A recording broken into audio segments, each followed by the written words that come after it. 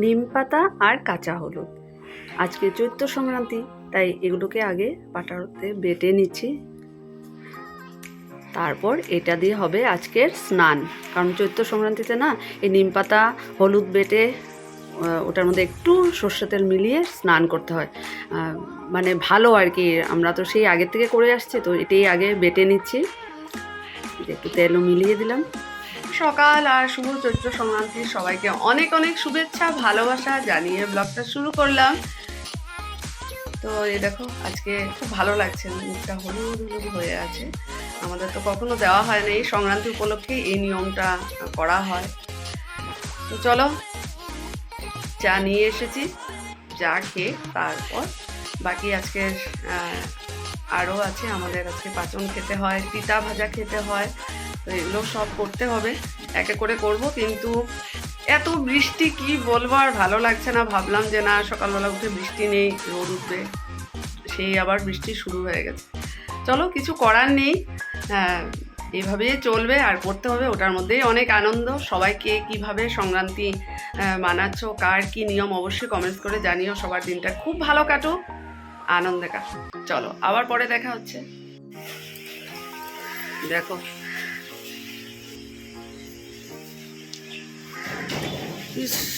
দেখো তো হনুমানের অবস্থা কি, দেখো বৃষ্টির মধ্যেও। আর ওদের দেখো আবার শুরু হয়ে গেল বৃষ্টি। দেখো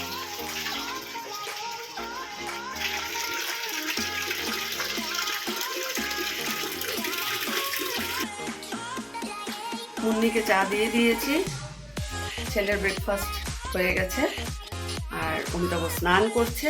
তারপর আমি আর অমিতাভ ব্রেকফাস্ট করবো। আজকে কিন্তু সংক্রান্তিতে আমি দুধ রুটি খাবো, গুড় দিয়ে কলা দিয়ে মেখে।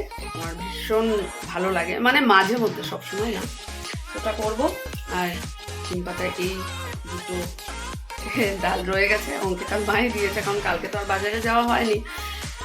করে তারপর পাচন সবজি কাটতে আরম্ভ করব।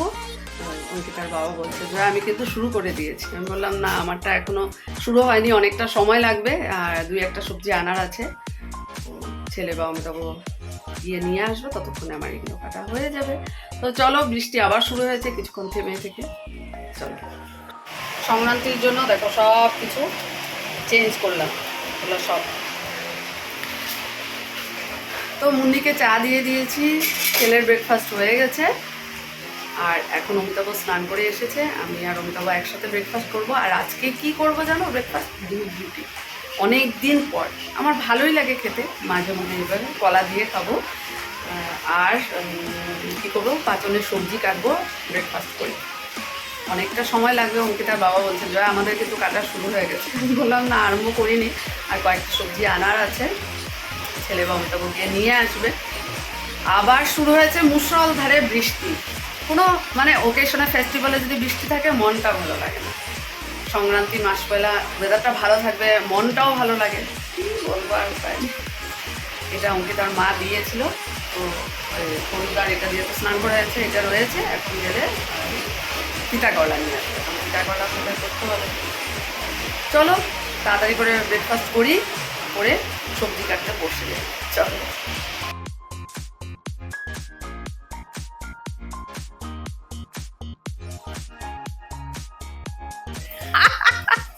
হাসো কেন হাসছি জানো না তো তুমি? এদিকে আসো,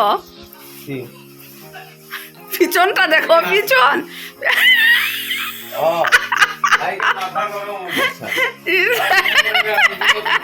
আমিও দেখিনি, পাপা দেখেছে। এই দেখো, রোদও উঠে গেছে বৃষ্টির মধ্যে। আমরা ছোটবেলায় বলতাম রোদ বৃষ্টি একসাথে হলে শিয়ালের বিয়ে। ব্রেকফাস্ট শেষ করলাম, খুব ভালো খেয়েছি। অনেক দিন পর দুধ রুটি কলা দিয়ে চিনি দিয়ে হেভি লাগে। মোটামুটি দুধ দিয়ে দিয়েছি। তো সকালের পর্ব শেষ, শুধু মুন্নির ব্রেকফাস্টটা দেওয়া বাকি। এখন ফ্রিজ খুলে সবজিগুলো বের করি, 11টা বেজে গেছে, তারপর বসে। চলো।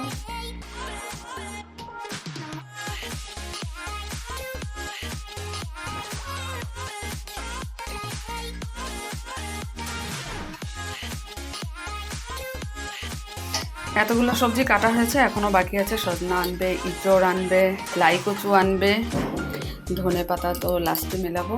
আর কি বলেছি, আম আনতে, আমও লাগে। এই তো এই কয়েকটা মেলানোর পর ভালো করে ধুয়ে তারপর বসাবো। এখন অপেক্ষা করছি ছেলে কখন আসবে, তারপর বাকি দেখো সব দিয়েছি সব। नेक्स्ट क्लास में लेकिन श्री कृष्ण चाहिए এনেছো? বাপরে, ছেলে পাঁচন সবজির বাজার করে এনেছে। ওয়াও, কাঁঠাল দেখি, কাঁঠাল। তারপর বা সুন্দর করেছে তো বেগুন, মিষ্টি কুমড় তো দিয়ে দিয়েছি, ওটা নেক্সটের জন্য এনেছে। বাপরে, সত্যি এটাই চোর, পরে আবার আনা হবে, হ্যাঁ বড় দেখে। আচ্ছা, তিতা করলা এনেছো? আচ্ছা, সুন্দর বাজার হয়েছে তো, ছেলে সুন্দর বাজার করেছে। ওয়াও,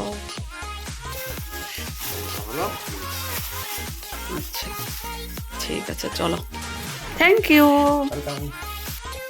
তো ফাইনালি এই যে সবজি কাটা হয়ে গেছে। এই দেখো, কাঁঠালও কেটে আগের থেকে মা দেখতাম নুন আর হলুদ দিয়ে ভিজিয়ে রাখতো, ওটা রেখে দিয়েছি, কষ্টটা বেরিয়ে যাবে। সব রেডি করেছি, এখন বসাবো। ফাইনালি পাচনের জন্য সবজি কাটার কমপ্লিট, ধুয়ে রেডি করে নিয়েছি। এখানে ইঁচড়টা একটু হলুদ নুন দিয়ে ভিজিয়ে রাখলাম, মা দেখতাম এরকম করে রাখতো। এই যে এখানে বসিয়ে দিলাম, শিঙও একটু দিয়ে দিয়েছি। পাচন সবজি হচ্ছে, সিম করে রেখেছি। আর এখানে তিতা ভাজা, তিতা করলা আর নিম পাতা ভাজা করছি। আর এদিকে ডাল নামিয়েছি, মুগ ডাল হয়ে গেল। এখন শুধু ভাত রান্না করব। ভাত রান্না করা হয়ে গেছে, এখানে ডাল তরকারি, এখানে তিতা ভাজা আছে। আর এখন একটু আলু ভাজা করছি মুগ ডালের সাথে। আর এখানে অঙ্কিতার মা বৌদি একটু আম ডাল দিয়েছে।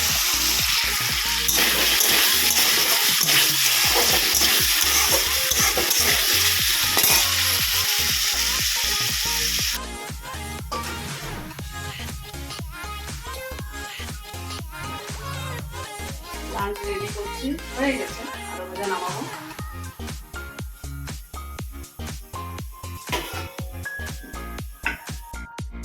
সংক্রান্তি স্পেশালের লাঞ্চ শেষ হলো, প্রায় আধা ঘন্টা হবে। তো আমার তো কাজ এখনো শেষ হয়নি, রান্নাঘরে সব কিছু শেষ করে বাসন কিছু ছিল সেগুলো মেজে নিলাম। তারপর ভাবলাম যে না, ক্যামেরাটা অন করে তোমাদের সাথে শেয়ার করি যে আজকের মানে সংক্রান্তি স্পেশাল লাঞ্চ কেমন খেয়েছি আমরা। প্রথমত সবাই মিলে একসাথে লাঞ্চ, সেটা তো এমনিতেই ভালো লাগে, তার মধ্যে আজকে মেনুগুলো এত ভালো হয়েছে। মুগ ডাল, এই আলু ভাজাটা তো খুব ফেভারিট, আমার ভাইয়েরও এটা, কিন্তু এইভাবে আলু ভাজা করে ভালো খায়। পাচনটা দুর্দান্ত হয়েছে, নিজে রান্না করে নিজেই বলছি, সবাই ছেলে বলছে খুব ভালো হয়েছে আলু ভাজা। তারপর পাচন তিতা ভাজাটাও এত টেস্টি হয়েছে, মনেই হয় না তিতা ভাজা খেয়েছি, ছিল খুব ভালো খেয়েছি, পাতা তিতাগুলো মিলিয়ে। তারপর আম ডাল ছিল, দিয়েছে, সত্যি এত ভালো খেয়েছি, সবাই মিলে আনন্দ করে খেয়েছি। এটা হলো এখন আরও বেশি ভালো লেগেছে। চলো, তোমরা কে কে লাঞ্চ করলে, কী আইটেম তোমাদের হয়েছে অবশ্যই কমেন্ট করে জানিও। চলো এখন একটু রেস্ট করবো, এত শুয়েই পড়েছে।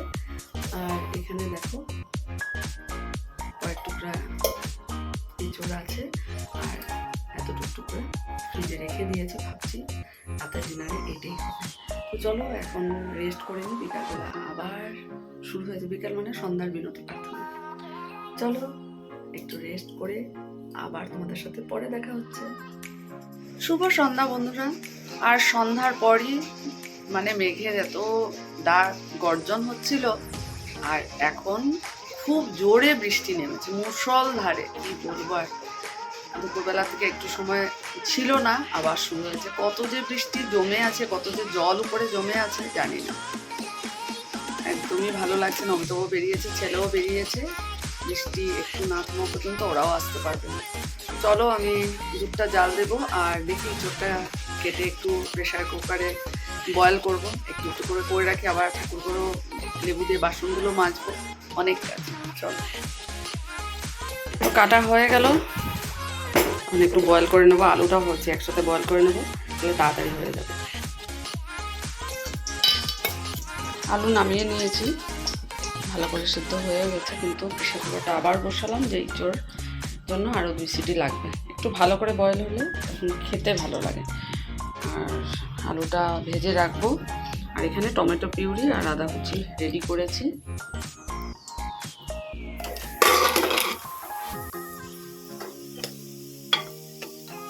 মনে হচ্ছে ভালো করে সিদ্ধ হয়ে গেছে।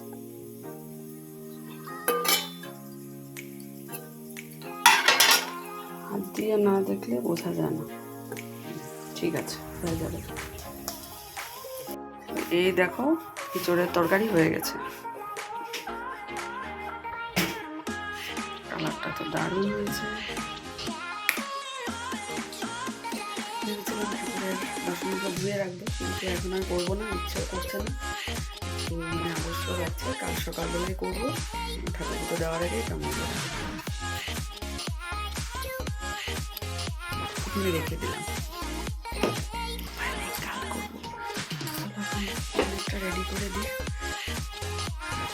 তরকারি আর রুটি। চলো, আমাকে ছোটমণি বলেছে তুই একটু রান্নাঘরে যখন থাকিস তখন একটু জোরে কথা বলবি, অনেক সময় কথা কিছু শোনাই যায় না, বাসে তো হয়।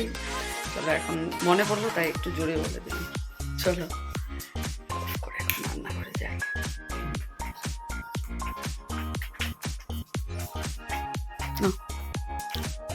ইঁচড়ের তরকারি খাও। তোমাকে দেখে মাও বলিস ওর যে চুলগুলা, তুমি একটু কালার করবে না, সবাই বলে তোমার কথা। বাবা আসো, ইঁচড়ের তরকারি আজকে দেখো, তো খেয়ে কেমন হচ্ছে আমি দেয় না।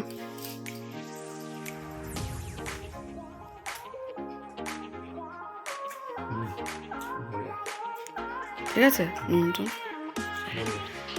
তা এটা হলো আজকের সংক্রান্তির। দুপুরবেলা তো ছিল, এখন ইঁচড়ের তরকারি করে দিলাম। ঠিক আছে, কাঁঠালগুলো ছেলে বাজার করেছে রে। ঠিক আছে, খাও।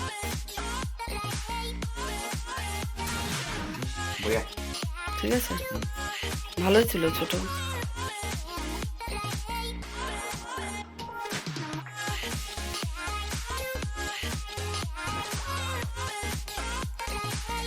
চলো খাওয়া দাওয়া শেষ করে ক্রিমও লাগিয়ে নিলাম,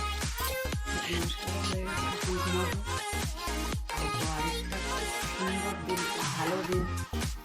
চলো কাল আবার নতুন একটা ব্লগ নিয়ে আসবো। আজকের ব্লগটা কেমন লাগলো অবশ্যই জানিও। টাটা, ভালো থেকো, সুস্থ